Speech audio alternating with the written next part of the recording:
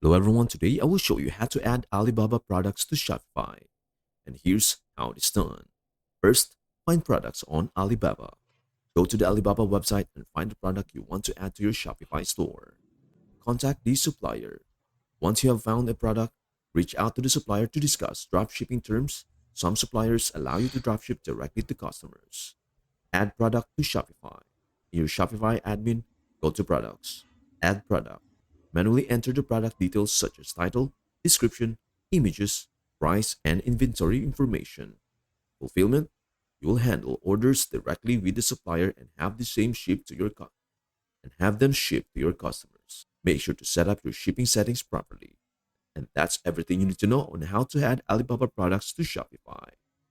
Before we end, may I humbly ask you a favor? Please do like, share, and subscribe to our channel. This means the world to us. Thank you so much for watching. We hope to see you in our next video.